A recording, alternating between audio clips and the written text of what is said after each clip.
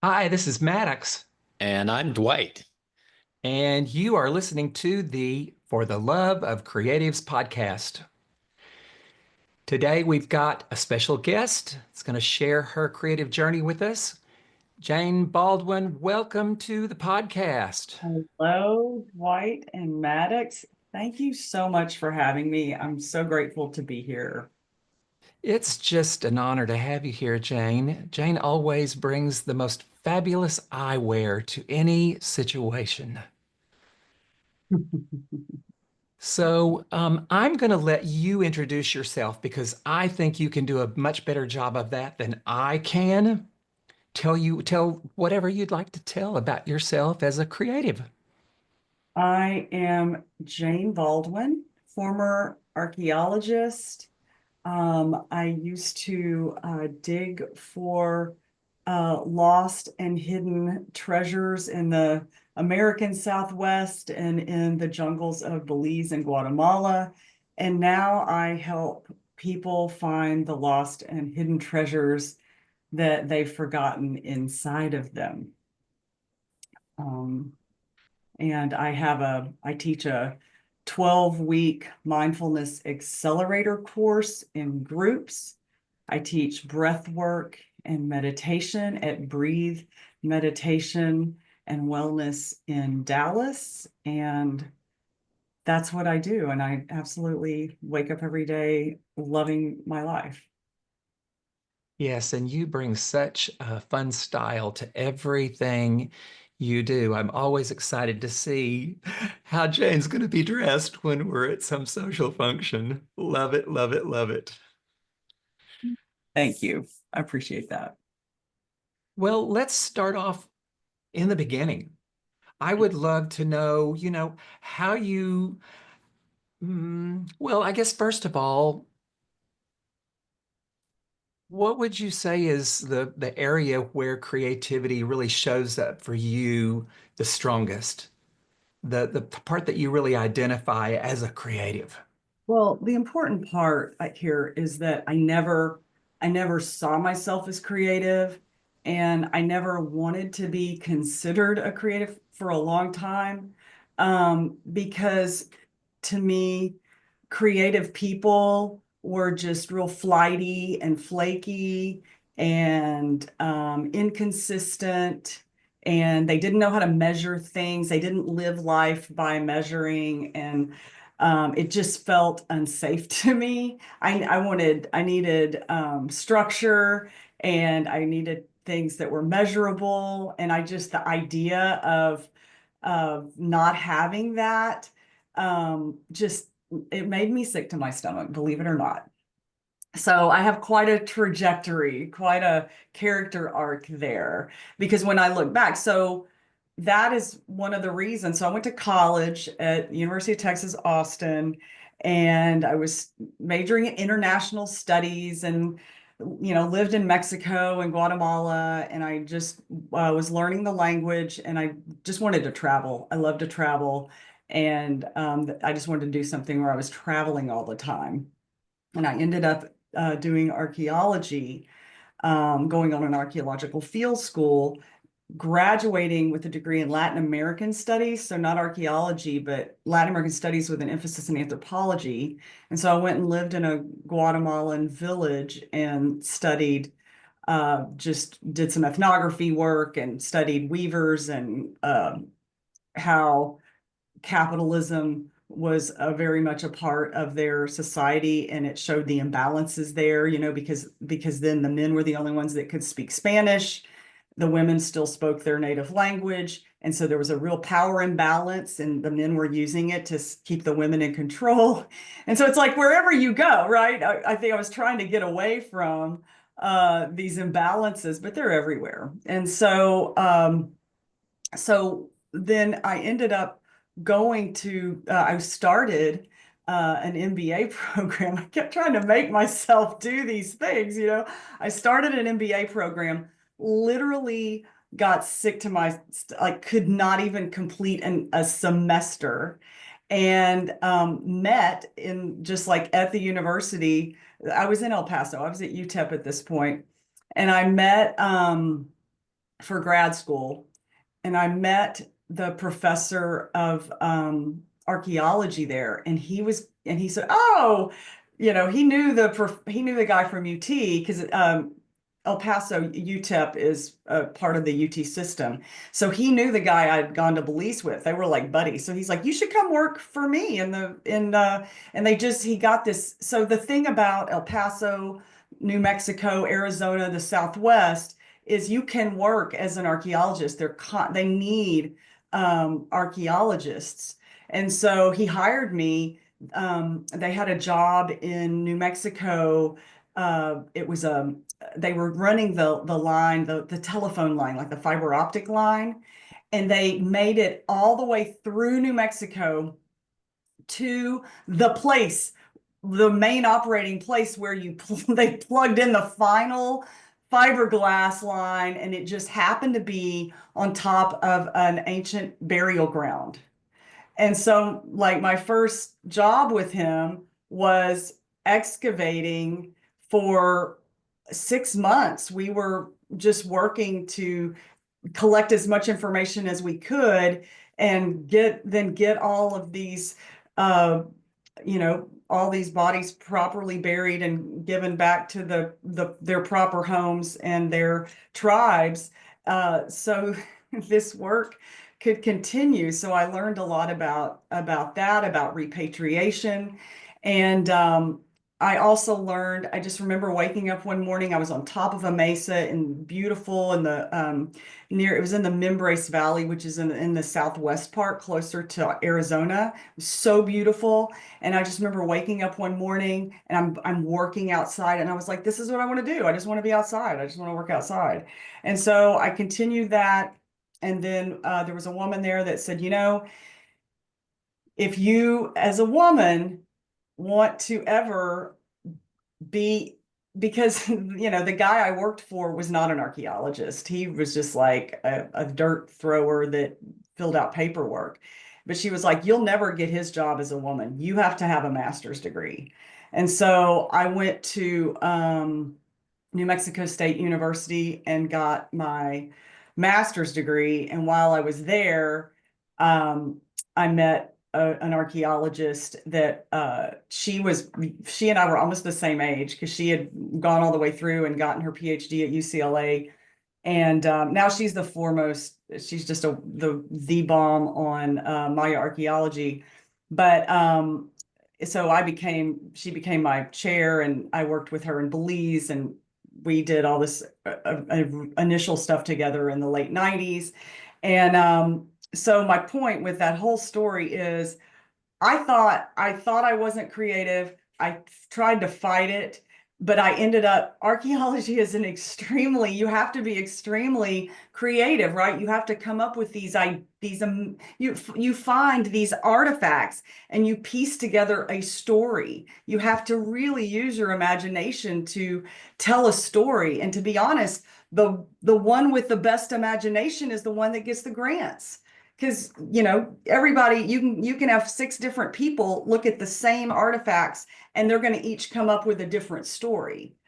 But the one that can paint the biggest picture is the one that's going to get the grant money. And so that I learned a lot. So I didn't realize that was what was going on until I looked back on it, and was like, oh, that was an extremely creative thing I did Absolutely. You without know, knowing I, it. I think it's interesting how you were able to see those power imbalances as you were studying what was happening with uh, the the native people in Guatemala. The Cachiquel Maya, yeah. Yeah, and how you were confronted with the same thing as you were, so far removed from it, pursuing your education. It's Yeah. like someone held up a mirror and it echoed exactly what you saw in the past. Yeah. Yes, very true. I mean, pretty unbelievable. So, I will say I left Guatemala like before what I was an undergrad, and I was like, capitalism, down with capitalism. I left there and I was like, I'm a capitalist because I understand the system. I understand how you build a brand, and just by living here, right? Not the details of building a brand, but just how your stuff has to be of great quality, and if it's of great quality, you can sell it for more, things like that. That they had no, and they were trying to break into a market, and that I see, even 20 years ago when Guatemalan textiles were, just really, at first coming on the scene and a big deal. And so it was very interesting to watch, to go like, no, no, no, no, that's, they're just in their little thing trying to learn how to do it. And it's like, oh man, um, it's a lot, right? It takes a lot more than just the weaving's great. The weavings that they do is wonderful, but you also have to have the quality there to really sell it on a mass market. And so I realized I was a capitalist. I understood a lot more about it than I would give myself credit for at the time. So I learned a Lots lot of of. big realizations. You're a capitalist and a creative. That's right. And here I am now as a coach. It's like I, combining. I love your part of the story about, if you're going to get the grant, you've got to take that artifact and use your imagination. I would have never, I don't know anything about architecture. You read all kinds of architectural finds and things like this, but this is the first time I've ever heard an inside story where I would have said, well, where would creativity be in digging up old things? Yeah. But I had no idea that in order to get the grants to keep digging up old things, you had to create these wonderful stories. What a fascinating part of your journey. That's such a good point. And so it made me think of how, so I teach breath work now.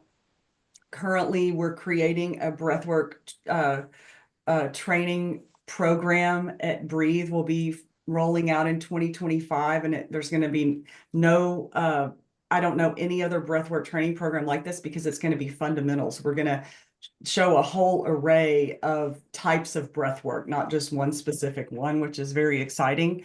But it was through breath work and training in breath work, doing breath work for many years, being in a space of psychological safety with the breath work, that allowed me to really explore my feelings. And one of the biggest moments for me, because I just couldn't let go. I had too much invested in the idea of that science and empirical thinking, imperial thinking, that's funny. Empirical thinking, that was it. Like that, just, I needed the proof, I needed the solid. And so I was afraid to let go of some uncertainty around that and the soft ground. And I was in breath work one time, and I thought about uh, Walt Disney. And Oh, I was like, everything he does, like everything he does is imagination. Like he's the one that brought it on the scene in the 50s. Like I know all of his characters, all the stories, they've inspired me. The colors, Bambi was one of my first memories. And I'm like, how can I invalidate that? You know? So that was a big moment for me. And you know what it was, is it was while I was doing the breath work, I think it was the guy I trained under was saying something about how imagination is the seed of every idea. Like it happens in the immaterial, anything, even babies happen immaterially before they materialize, right? And so that really changed me. yeah, I think imagination is huge in every aspect of it.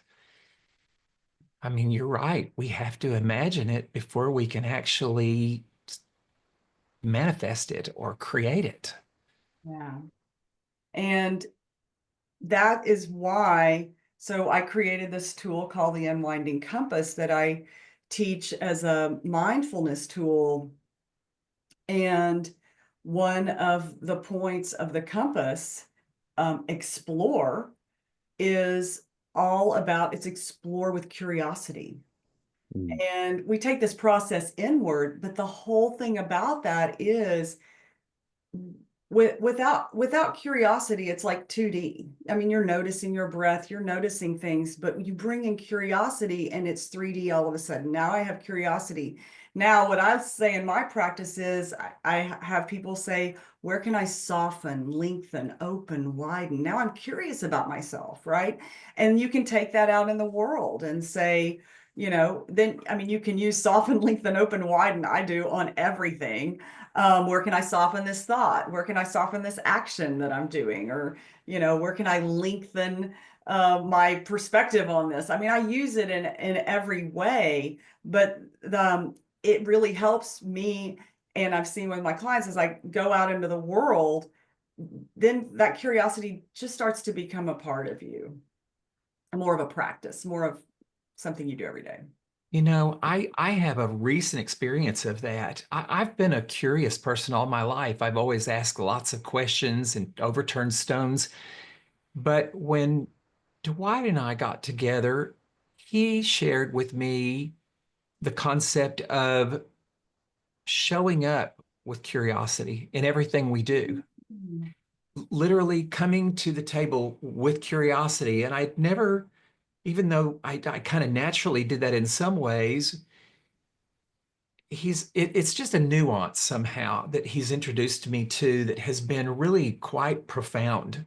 Even when we get, out of sorts with each other and we're trying to sort through that, I've learned to show up with curiosity and it makes that process easier. I'm so grateful to have that nuance that I didn't have.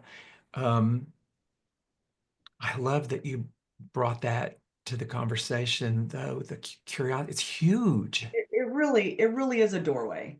I mean, it's a doorway.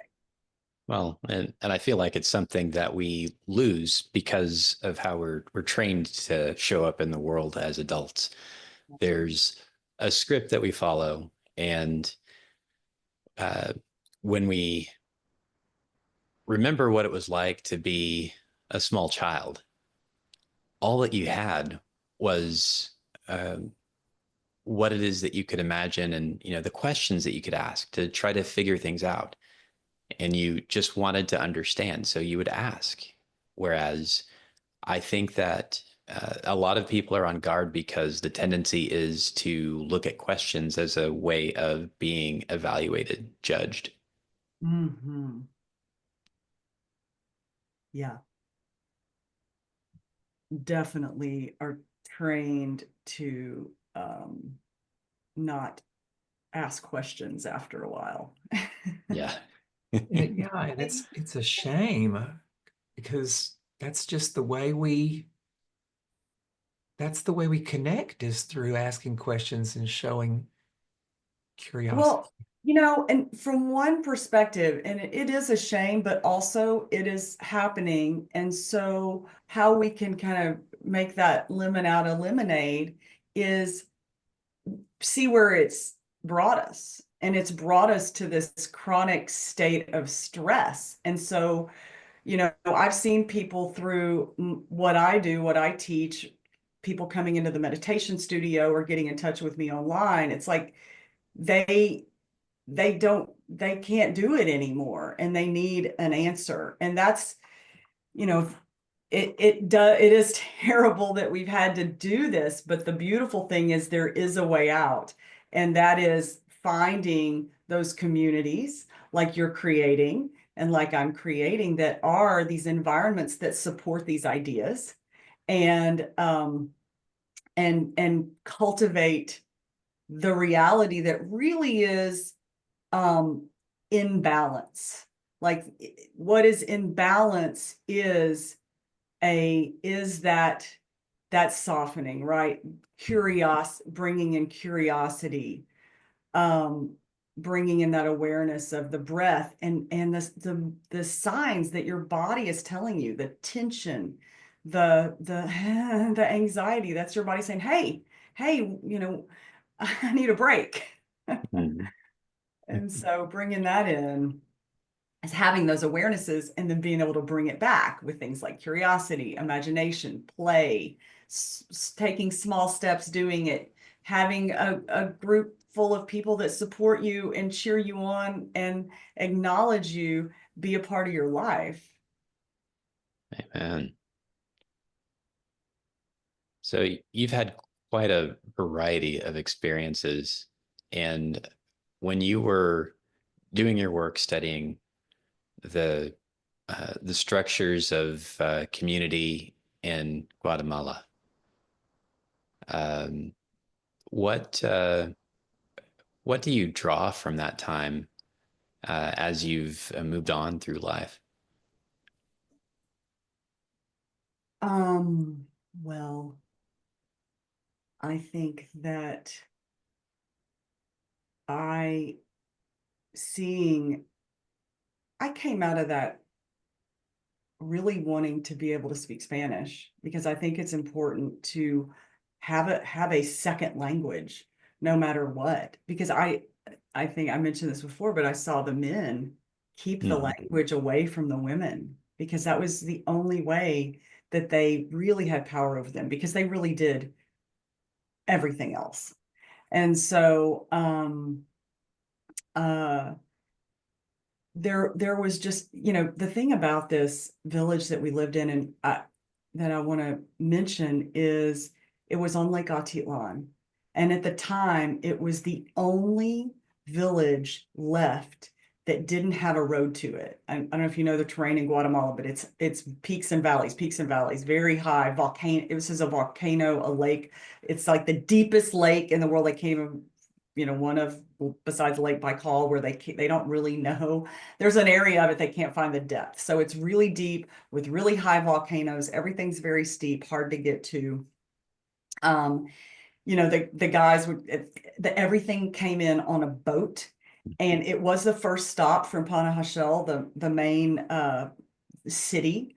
But the guys would have like the old wooden Coke bottle carrier things. They'd have a Oh, stack of like 11 of them, right? All the way up their back. And then the women would have like all the way up their head. And they go up a hill that's like a 75-degree angle, and these people were about to get a road to their village. So I mean, I heard stories of women holding babies that died in their arms and cried until they died while they're waiting for uh, medicine from the capital, Sololá. They're really forgotten group of people. And so I have not been back since the road was built in, but I think the anthropologist I went with really was like, ooh, and he spoke the language. He had been an anthropologist for years, but he also, I felt like it was like, oh, we're going to get an experience with an untouched village. That was kind of the thing we were sold on. And there's really no such thing as that. Number one, and number two, those are the forgotten people. Those are yeah. the people that are suffering the most. And so, and I don't know what if a road helped them or not. I can only imagine that it probably helped some people for sure. But I learned a lot about, it did take the blinders off of like, oh, we're gonna go live in this, idyllic village that speaks Kachikel. I mean, they were in poverty and they suffered and they couldn't get their medicines. And so it was, meanwhile, here's the other thing is that village spoke a specific a dialect of Kachiko that no one else spoke. So they couldn't even communicate really well. Other villages were like, oh, those are the Hicks, right? Yeah. The, everyone looked down on them. Mm. And so they didn't have a lot of exchange with the outside world at all. And other villages nearby were just like the ones National Geographic's at that are having the big fiestas. Open any Guatemalan National Geographic, and lots of colors and people dancing around. I mean, those are the villages that have all the money. They have the tourism. They have high quality textiles that they can sell and co-ops. But I will also tell you, when I was there, they were also still in their civil war. Mm. So the other thing, I heard horror stories of men getting tortured from the men that had lived it. And so they were coming out of a really terrible, terrible time in their countries, the legacy of their country as well. So it was a real eye opener as far as going to a idyllic country, which was And great. It your it Yeah. your experiences with community and all that you did in those foreign countries, how did that or does that affect your ability to connect now with community as a admitted creative? I'm kind of hearing you say that maybe one of your biggest challenges was just coming to a place where you could own that you were creative. Yes. Yeah. I think, and I wanted to call that out because I think that's true for a lot of us. I think that, maybe we paint, but we're really reluctant to say, I am an artist. Or maybe we do something else. We're a sculptor or we're a dancer, and we're reluctant to own. Yeah. I've heard so many people say, I'm not creative. Well, that's a lie. Yeah. We're all creative. That's Mm. right. I think there's something magical that happens when we can own that. Can you speak to what might have changed when you were really willing to own that you were creative, and then kind of slide on into that community piece that I asked about a moment ago?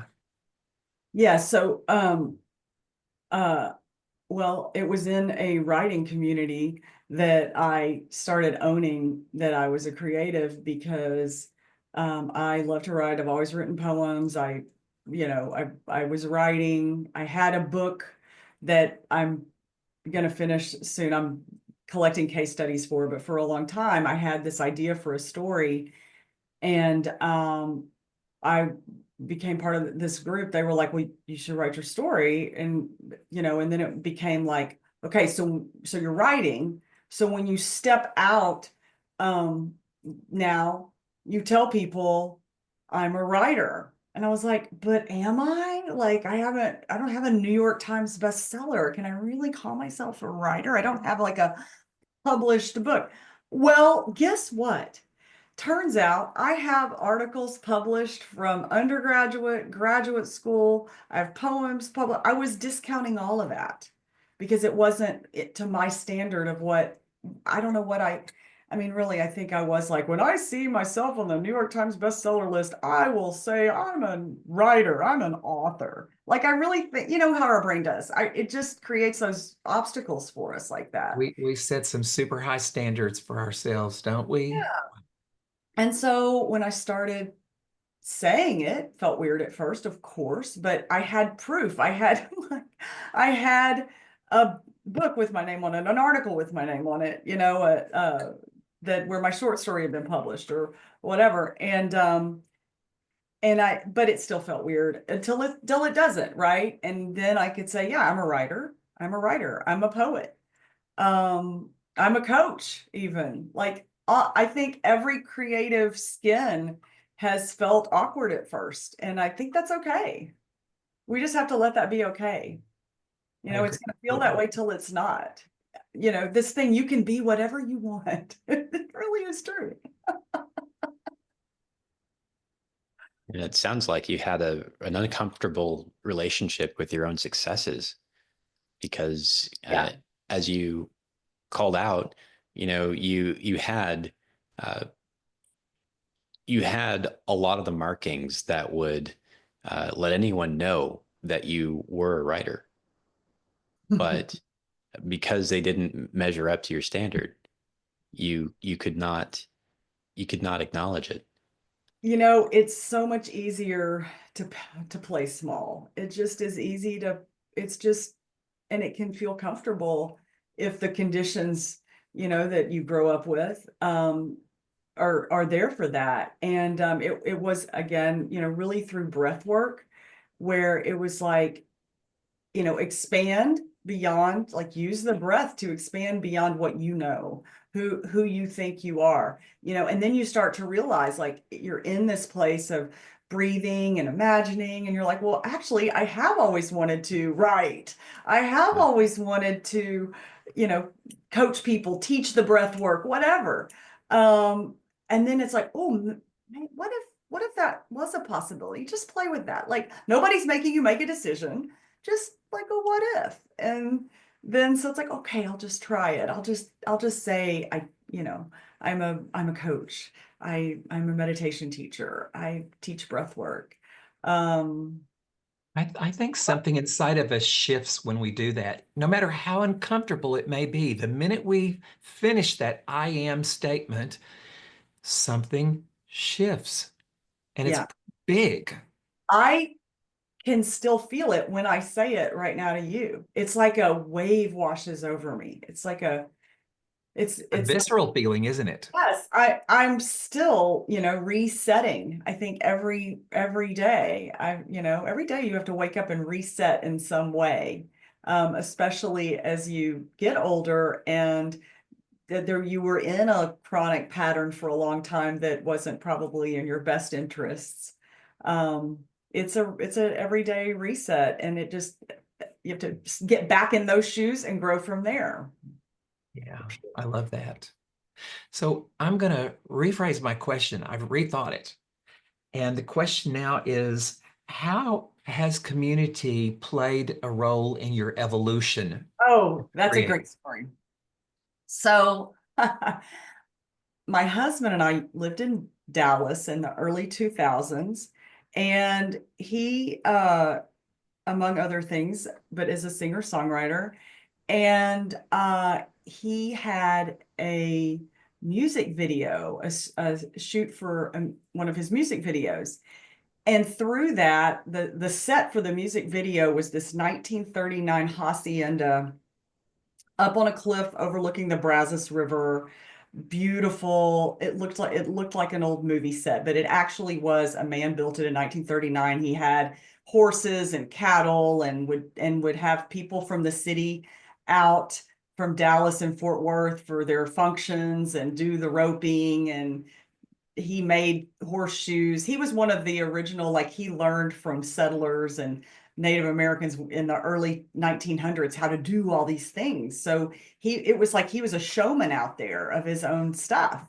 And so we found all that out, and found out that this place was decrepit. The guy that owned it, he was upside down, and it went on foreclosure, and we just bought it. It was so, we were like, okay, we own a little a hacienda.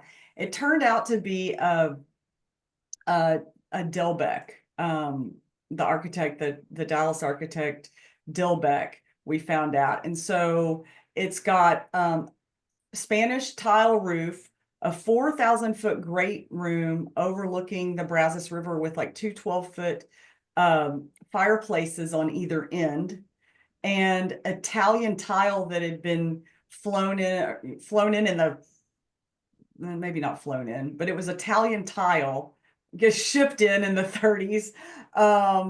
So it was just incredible. It was just this frozen in time, stuck in time. When we became friends with people out in Mineral Wells, they hadn't ever, didn't even know it existed. So it just like was lost in time, just like an archaeology treasure temple.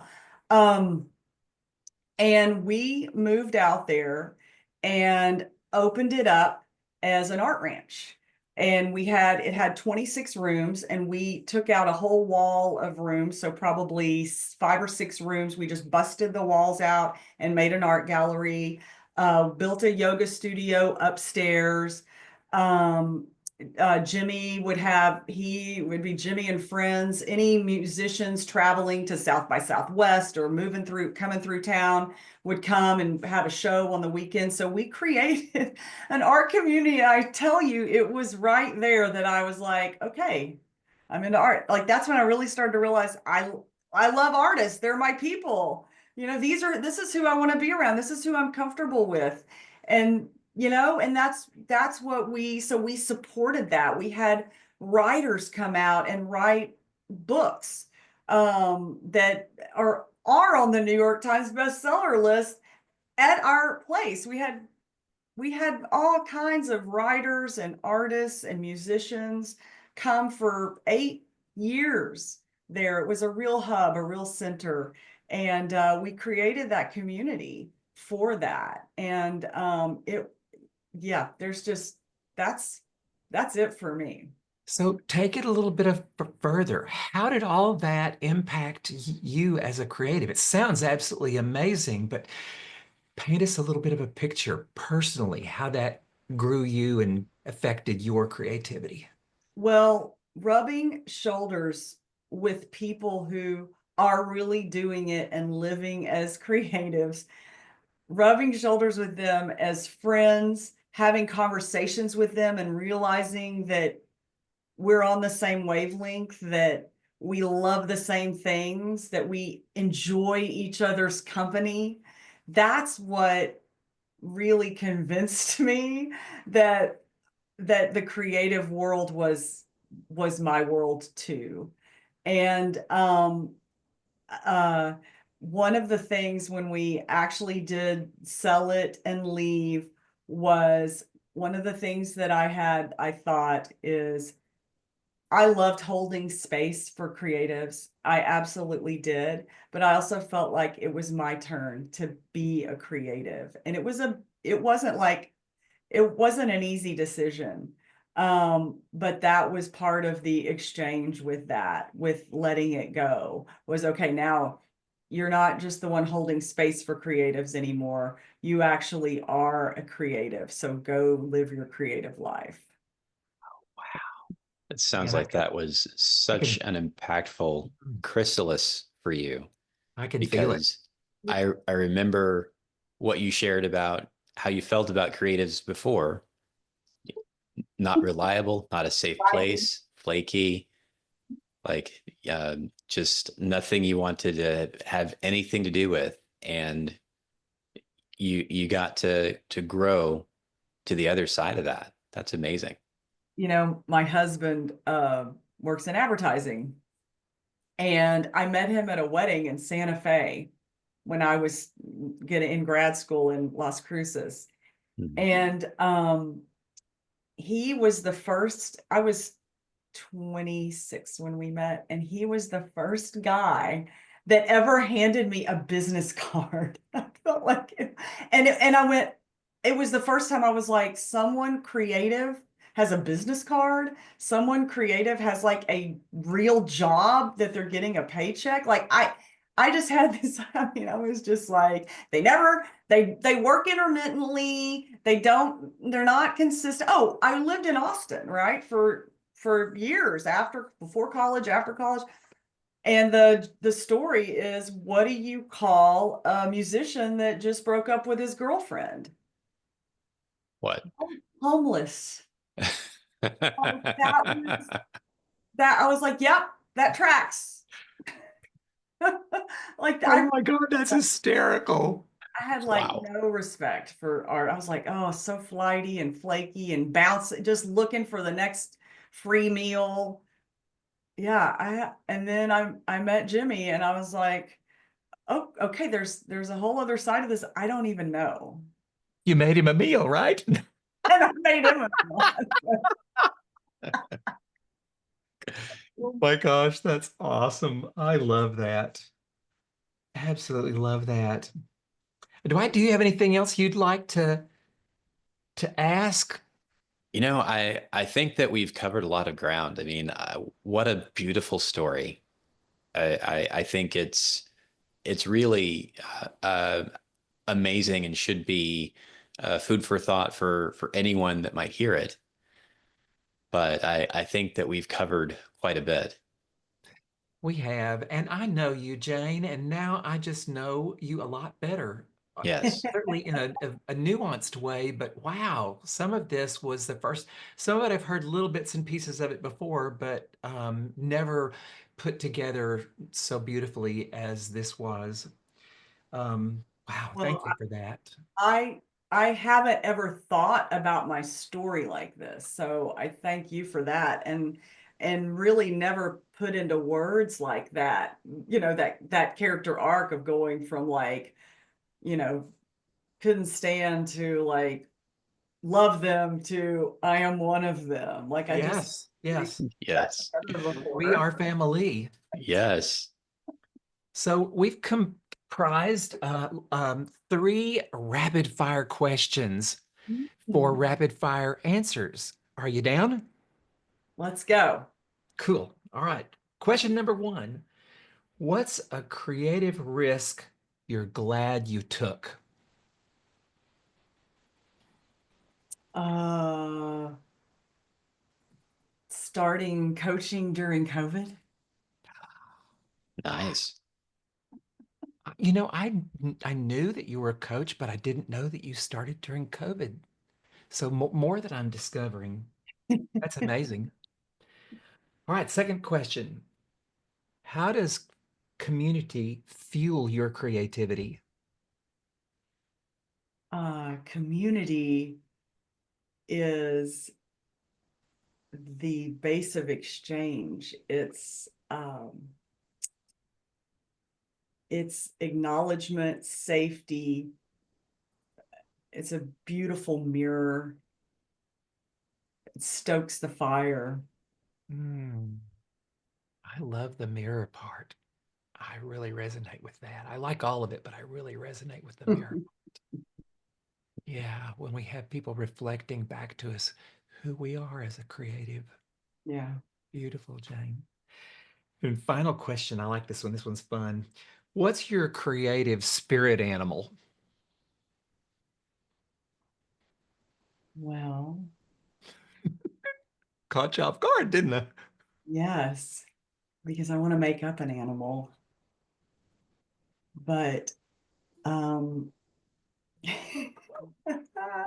I have a I have a mule deer skull hanging on my over my mantle that when I was doing archaeology in the southeast corner of Colorado, found, and I was with 5 men, and they were mad that I found it and not them. They said, we're not going to carry it out for you. And I was like, you know what? You're not going to touch this. You don't get to touch this. And I hiked with it all day, carried it out, and I just feel like it just gave me so much, you know, just connected me so much with nature. And so I think it's like a mule deer unicorn, maybe. Oh, I love Good for that. you. I love that. Horns and a horn. I don't know. Unicorn. Yes. Okay. Would that be a So, triple horn? Yes. This wasn't on the docket, but I'm being inspired in the moment to just to ask one more question, and that is, um, what words of wisdom would you have for somebody that is maybe in the early stages of their creativity? um,